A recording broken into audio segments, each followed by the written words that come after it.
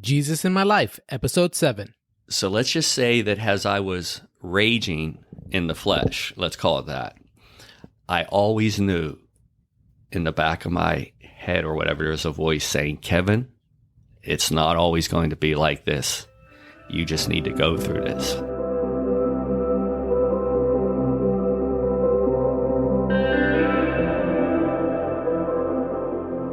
Welcome to Jesus in My Life, a podcast with Rob and Jack, where we interview everyday people like me and you about their extraordinary experiences with our Savior, Jesus Christ.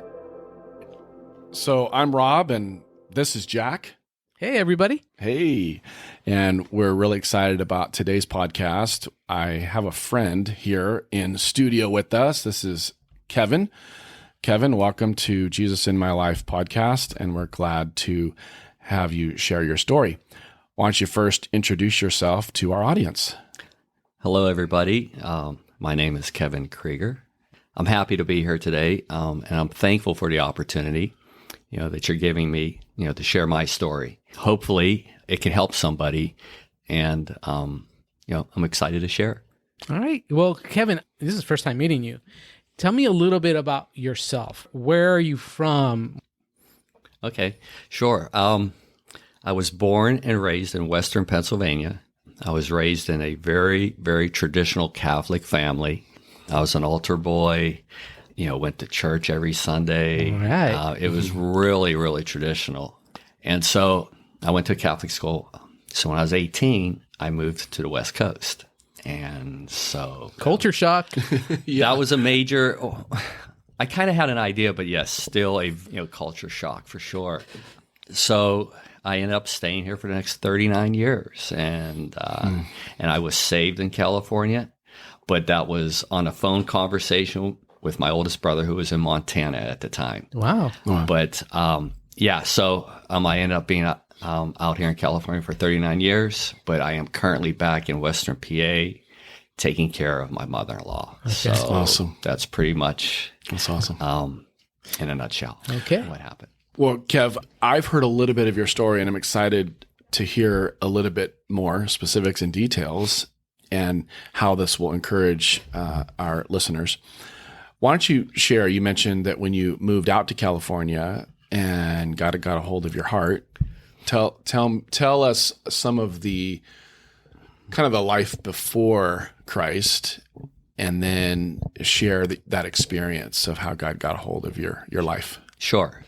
So when I first came to California, I moved to Huntington Beach. Nice. The land of surf, sun, and fun, right? So I was in Huntington Beach, and I was living the life, So there was a house that was next to our house. It was occupied by 3 other single men, and we had 3 single men. So we decided to tear the fence down in the backyard and make it one big party house. Wow. And Animal house. Yeah. So, going to the beach, picking up girls, living that lifestyle, pursuing that. And then What's the time frame of this? this is 83. Oh, okay. 83, 84, 85. All right. And so, just getting started in those fabulous 80s. Yeah. Right. So I was in Huntington Beach for about 3 years. And then I moved up to the South Bay, Hermosa Beach, Redondo Beach area. And I started to go to a lot of seedy places because, guys, at that age, have a tendency to go to seedy places. And so I got involved with some girls. It was, I guess you can say, not quite the lifestyle of a rock star, but, you've heard the saying, sex, drugs, and rock and roll. Yeah. Well, that was my lifestyle. Yeah. And so I was hanging out up in Hollywood and, going to all those clubs and I was trying to fulfill. At the time, I didn't realize it. I just thought, growing up, that's everything that a guy was like, oh, yeah, hot babes, money and good times, and that's what it was. So I was doing that. And all the while, I had people praying for me, which I didn't know, right? So anyways, back in Huntington Beach, I kind of jumped ahead. But when we were in Huntington Beach, I was talking with my oldest brother on the phone, and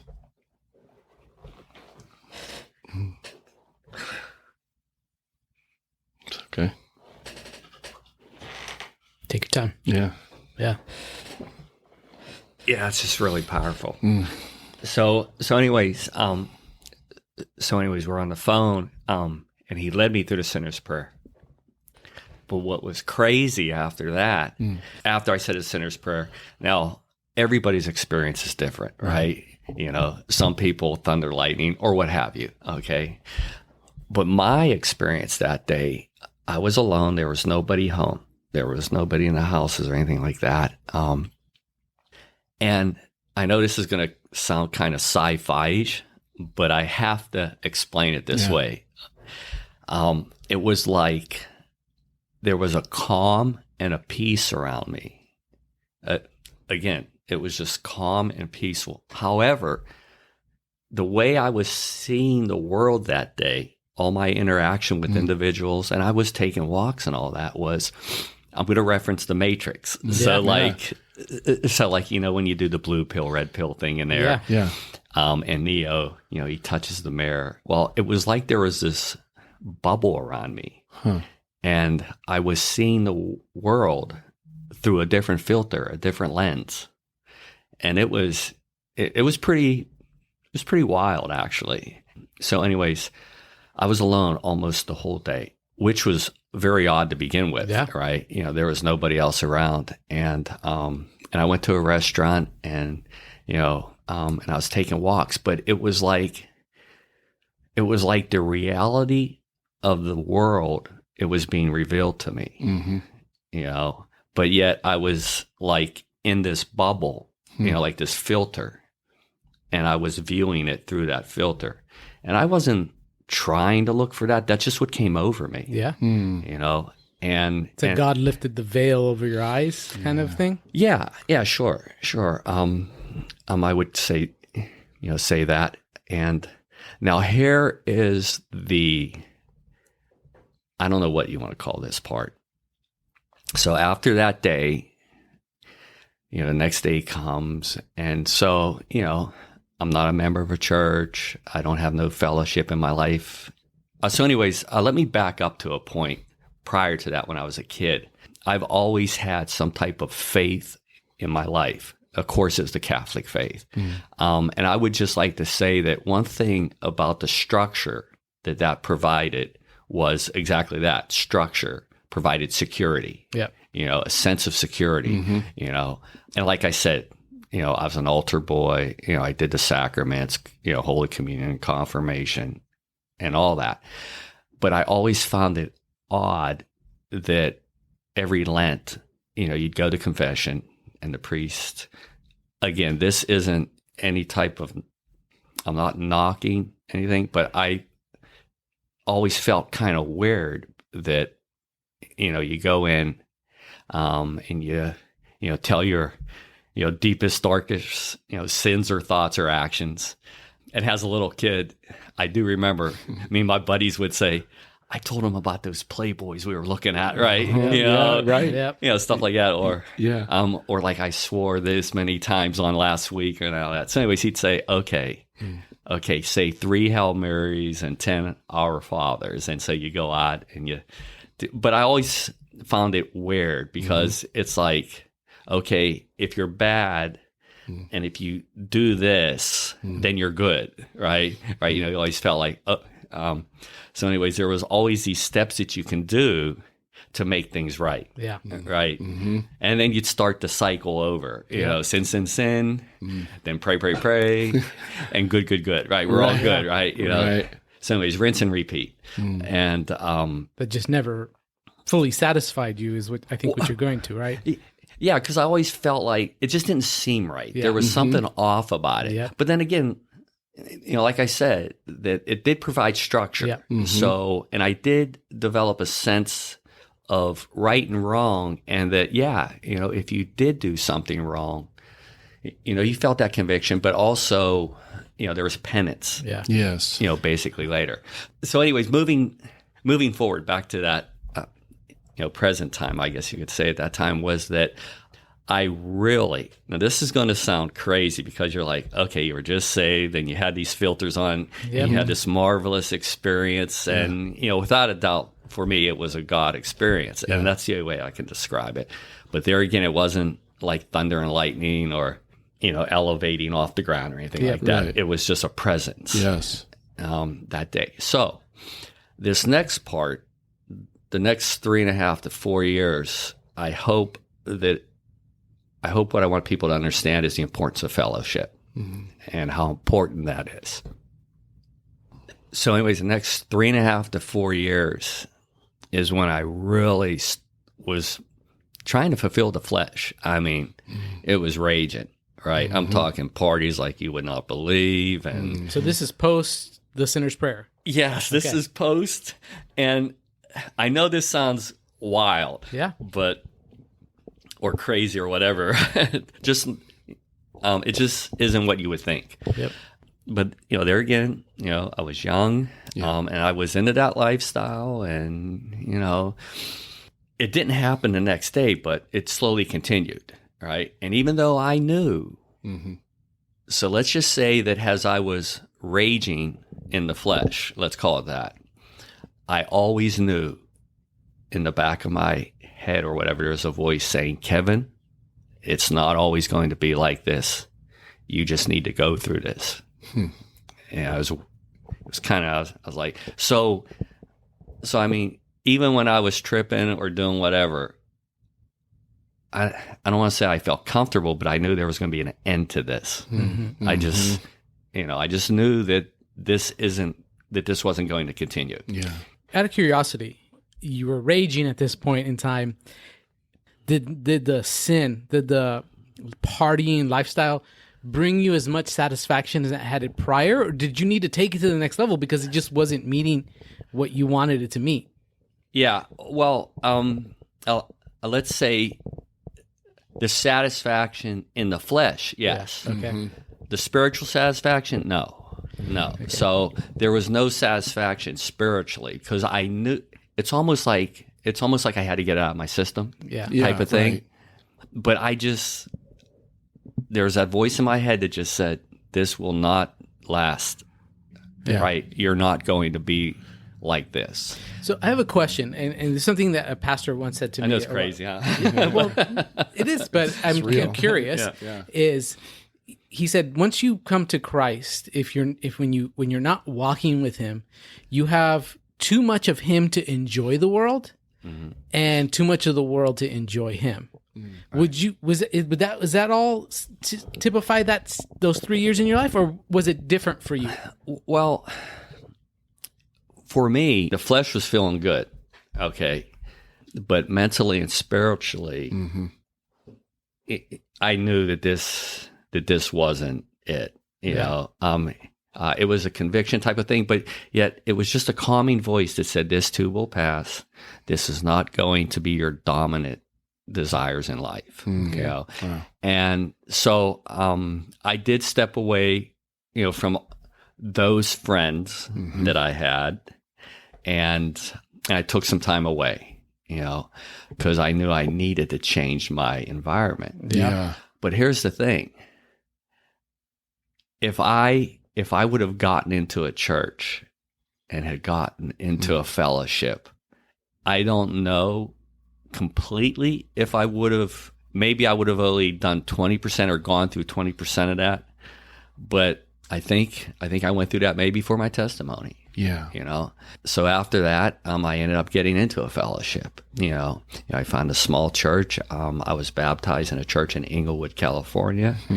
How did you get into a church? Like, what's that story? Well, so anyways, once I stepped back, and once I got my head cleared, again, your head's part of the flesh. Yeah, right. Yep. I mean, there's that brain matter, and and all that. But I started to listen to Charles Stanley. He's good. Yeah, Charles Stanley is good at delivering the message and all that. And I just started to. I was looking for a church, so then I found roommates. Okay, so basically, once I moved from Huntington Beach to the South Bay and lived, that extension of what I was going through,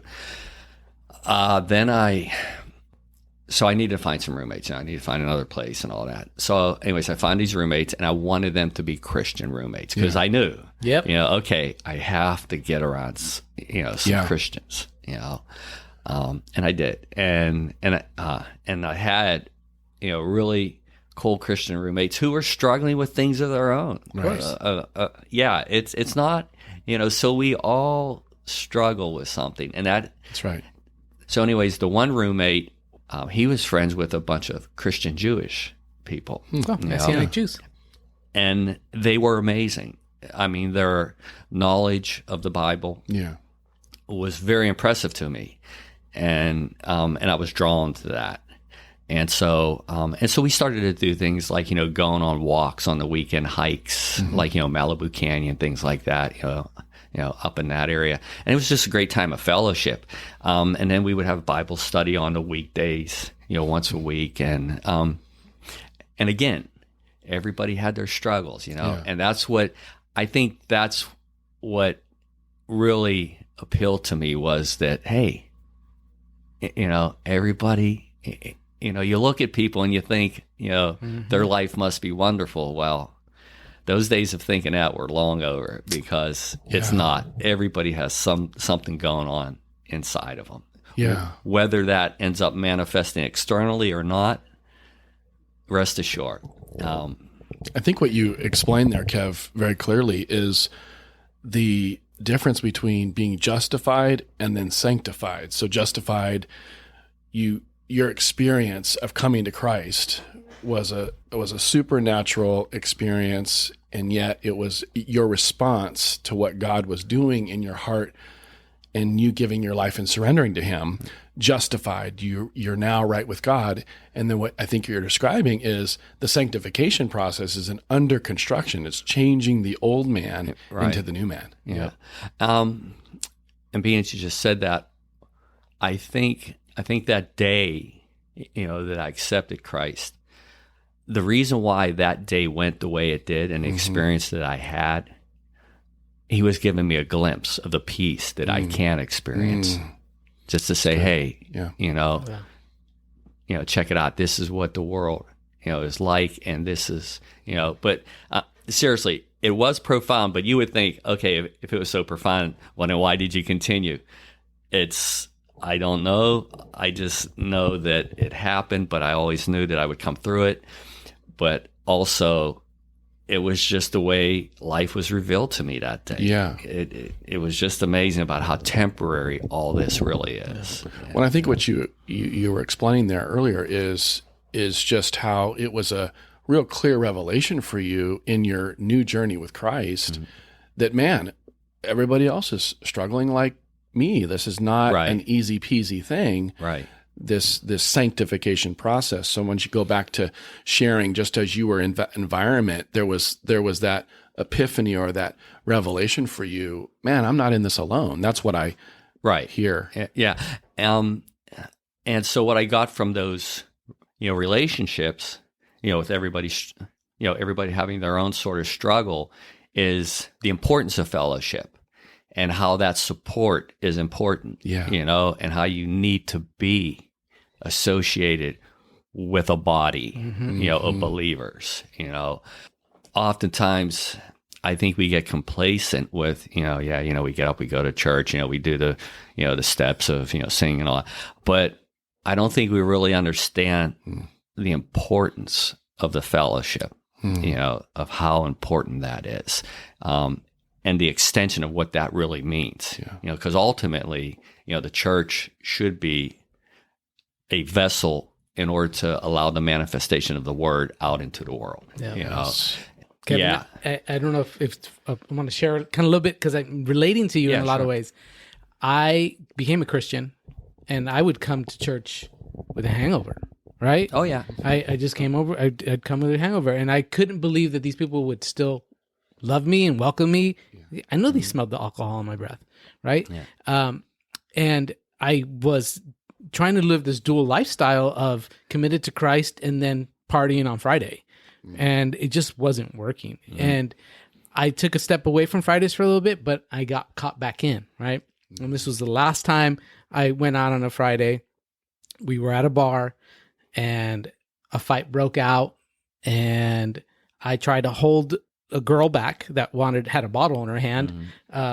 And she bit me in my arm. I had literally blood coming out of my arm because she bit me from trying to hold her back from hitting somebody, breaking a bottle over the head. And I just said, what am I doing? And I really felt at that moment, God said, this isn't where you belong. Yeah. And I just was like that. From that day on, I said, well, my Fridays can no longer be about my flesh, right? Yeah. And it was very shortly after that two young men at my church said, hey, there was only 2 other young men at my church. That's it. And they said, hey, we're gonna try to meet on Friday nights to just fellowship and read the Bible. Do you want to be part of that? And God he replaced my Friday nights.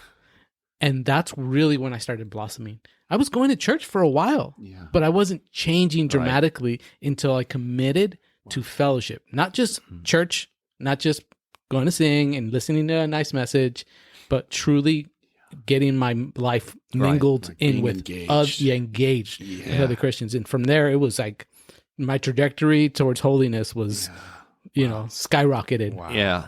Yeah. And something else I want to add to that period is that I know that there was a hedge or whatever you want to call it, a thing of protection around me, because there were many times where, some bad things could have happened to me, but, they didn't.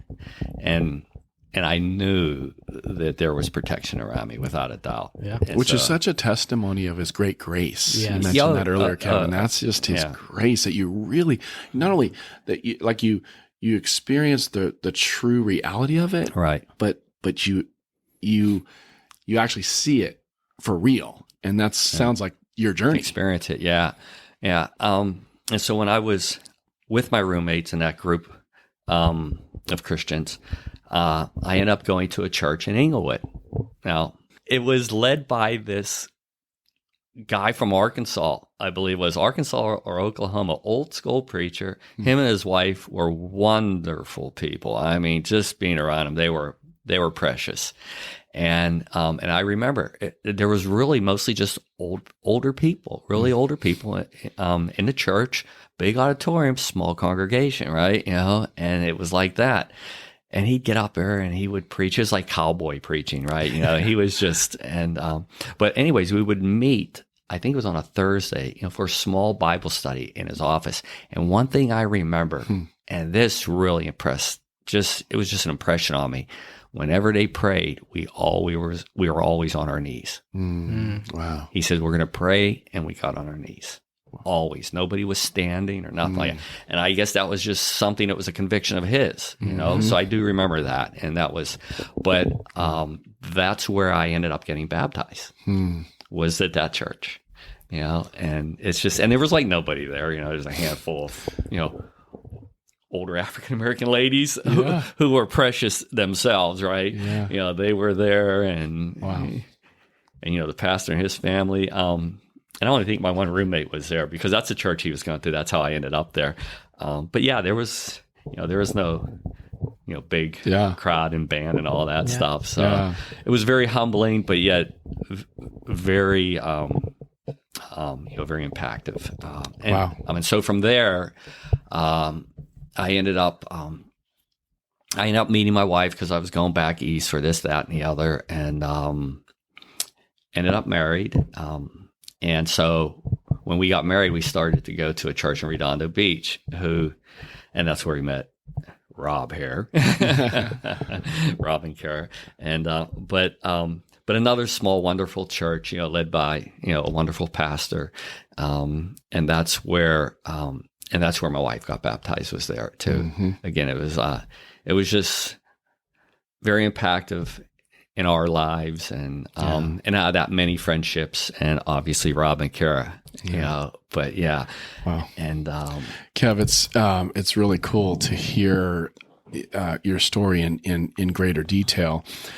I mean, to try and put your story, Jesus in your life story of 30 something years in maybe 30 minutes is a little difficult thing. But what would you say to those who are listening to this podcast, what would you say that as your journey has taken all of the highs and lows and the ups and downs and all the things, you've maintained the truth of the gospel in your life. And so what would you say to those who are on that journey, whether they're still considering it, or those who have maybe been seasoned, or everybody else in between? What would you say in terms of giving wisdom to those who may be listening in their journey? I would say that, there again, based off my life experience, is that you're going to have moments of, let's say, holiness. You're going to be like, I think you were mentioning, Jack, about, you were plugged in, you were engaged, and you're on your way to, I think life goes in seasons. There's a season, there's a season for war, season for, so anyways, a season for growth, a season for death. It goes in seasons. And when, I do know that shortly before I got married, I was much like what you were saying earlier, Jack. I was on that, road to holiness, and, very engaged, and I was very outward about my faith, but I felt like I was still young in my faith, even though it's been quite a few years up to that point. I felt there was so much more depth to the word, and to what it means to be a Christian, and to what it means for fellowship and all that. So I kind of said, okay, because I had people asking me a lot of questions that I really didn't have a lot of answers to, So although they would look at me and they knew, because people would tell me, there was a calmness about you in the storm. Right. So okay, I guess I had that going for me, but I didn't have a deeper understanding. So there was a season of, outwardness and all that. And then I don't want to say that I withdrew or anything like that, but I kind of got more contemplative about the word.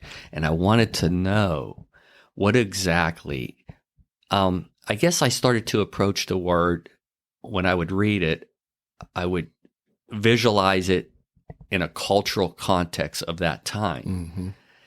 And how do you move that forward to today? Because there's nothing new under the sun. I think we can all agree to that. Man has always lied, cheated, steal, and killed, and murdered, and adultery. That's been going on since, the beginning. No matter how much the technology around us changes, those remain. So I felt that a lot of people, would say to me, oh, why do you read the Bible? That was so long ago. That doesn't, it doesn't apply to today. And I would say that the Bible is about a heart thing. It's about a soul thing, right? It's not about an airplane or a car, right? Technology. No, it's about your soul. It's about your salvation. Yes.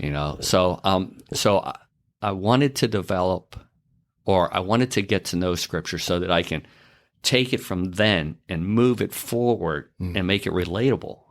Because people would say, oh, well, I can't relate to that because that was so long ago. And that kind of bothered me. So that's where I've kind of been over the last, I'd say, 12, 15 years of my life is how can I move those experiences culturally back then and show people that, hey, it's the same thing today. It's, and the word, it's the beginning, middle, and end of it all. That's right. Right. It's So timeless. Timeless. So I would say that, and you're going to you're still going to sin in some capacity. Paul talks about the struggles of the flesh after he talked about grace and sin and the conflict with that. Should we sin so grace may, abound more? And there is that, people are like, well, it kind of washes out, and it almost goes back to the sin, penance thing and then good. Right. But what it is for me, so out of all this, what I've come to in my life is acceptance. There's two words, acceptance and forgiveness.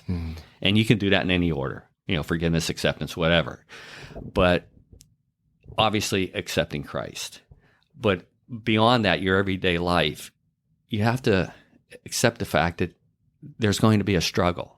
Now, the struggles may not be as great or severe as they used to be because you're growing and you're recognizing.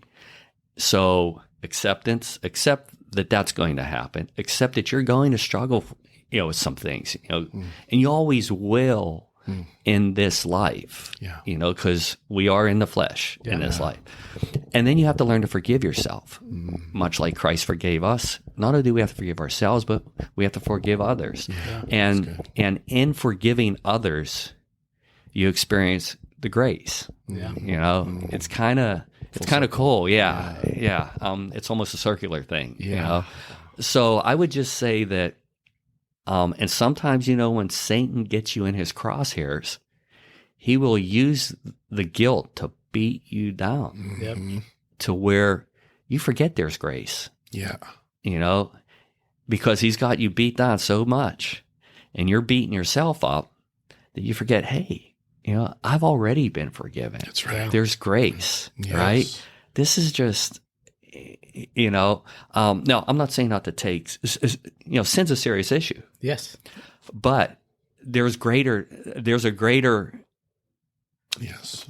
greater life than sin. Sin's a part of our life, but it's not your life, That's obviously. Right. Wow. And so, you're going to stumble, let's say. I don't mean to minimize it because, sometimes, Christians backslide hard for whatever reason. And again, it's where the fellowship comes in. But if you realize and accept that that's going to happen, you don't go looking for it, but it's probably going to happen. Okay. But you have to forgive yourself because Christ, he forgave us, he forgave others, but take that to, you have to forgive yourself, but you have to forgive others who have done you wrong in any capacity, because we know that, when you hold that poison of revenge and animosity, that affects you on many different levels. And you need to recognize that. So, forgive yourself and others like Christ, and accept life, for what it is. It's not going to be a cakewalk. Oh, there's going to be days when it's all good. There may be weeks, months, and years when it's all good. But don't fool yourself. Something's going to blindside you, and you just have to accept that and move on. Because I think what's been revealed to me is that if you don't accept it, then you stay in it. It's kind of like accept the fact that. So let's just use, let's say, drinking or something. Okay, accept the fact that, you were drinking this past weekend for whatever reason. Okay. And you got sloshed, and you probably said or did some things that are not very Christian-like or not reflective of the word. Okay, you did that, but realize there's grace and move on. Move on, because you cannot dwell in it. And, the more you dwell in it, you miss the opportunities of growing in grace. That's good. And it's just, so that's been my life experiences. And I can go on and on, but I just think it's just something else that when I look at people now, or when I interact with people, I look at what they can be. It's just revealed to me when I look at somebody, whether they're on top of the world or whether they're struggling, it's impressed upon me their potential and what they can be, through Christ. I can do all things through Christ who strengthens me. So, Philippians. And it's so true. That's so important to me. And it's like you just want to say, look, it can be so much greater. It can be so much better. You can have that peace. Yes. But, there's going to be some struggles, but it's just not as bad. That's good. And so I don't know. It's really good. I hope that makes sense. No, I think you hit some really important points there. I think, Satan wants to condemn us, and sometimes we want to condemn ourselves after we mess up as Christians, right? But repentance is not beating ourselves up. The price has been paid on the cross. Exactly. We're just choosing repentance, which is walking in the opposite direction. Right. I messed up. All right, I accept that. Now, what can I change about that in the future? I don't need to crucify myself, right? Exactly. Jesus died for me. Exactly. Right. Yeah. Right. As we close the foundation for our podcast is derived from Luke 8:39, where this demon-possessed man has been delivered by God, and he goes back to his family and he tells everyone about what God has done for them, and that's what God tells him to do, right? But he does more than that. He goes throughout the entire town proclaiming what God has done for him. And I really appreciate your candor, Kevin. Like you got saved, but you were still walking in the world, but God had grace for you, and He's changed you and shown you so much. And I love that. I think that's a spiritual gift to see the potential in people. I just wanted to emphasize something else real quick: the importance as a Christian. You have to read the Word, even if it's a minute a day, one sentence, one verse. It's just critical, because that's your communication. That's God revealing things for you to make it through this life and help you through this life in so many ways. There again, just remember that for me, if I'm not in a fellowship, if I'm not reading, I find that my attitude changes, and it's not for the better. I get a little bit short, because I'm a perfectionist, and that's a thing I'm struggling with, but I've gotten a lot better at it, and that can be very detrimental to relationships and everything like that. That's right. But it's so, if you're not staying strong in the Word or staying strong in fellowship, it's very easy for your life, I don't want to say unravel, but old habits can kind of creep back in, but they don't take deep root. You recognize it right away, and you're able to work through that again. But it's just growth, okay? It's not a deep rooting. It's just, okay, hey, So, absolutely. Yeah. That's a great putting a bow on it. And Kevin, thank you for sharing your story and for being on our show today. I'm a product of what God has done in your life, the sanctification process, and I can testify that God has changed you and is continuing to change you. Absolutely. So I'm glad that I get to be the benefit of that as well. So Thank you for being with us today. Oh yeah, my thank pleasure. You. Yep. Yeah, thank you. Thanks everybody. See you next week.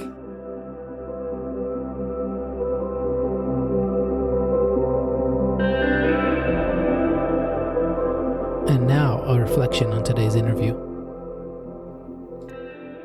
Today's episode reminds me of Hebrews 10:24-25, that says, "And let us consider how to stir up one another to love and good works, not neglecting to meet together, as is the habit of some, but encouraging one another, and all the more as you see the day drawing near." Fellowship is vital to the Christian life. For both me and Kevin, we recognized that there was a dramatic shift in our relationship with Christ when we committed ourselves to fellowship outside of a Sunday morning service. And so my encouragement to everyone today is to ensure they are safeguarding their time with other Christians in true fellowship. It is to your benefit and the benefit of others. There is no such thing as Lone Ranger Christianity. God created us for community, and He's provided the church for that. I encourage you to get into fellowship if you're not out of legalism, but to your benefit. It is truly for your benefit. God bless you. We will see you next week.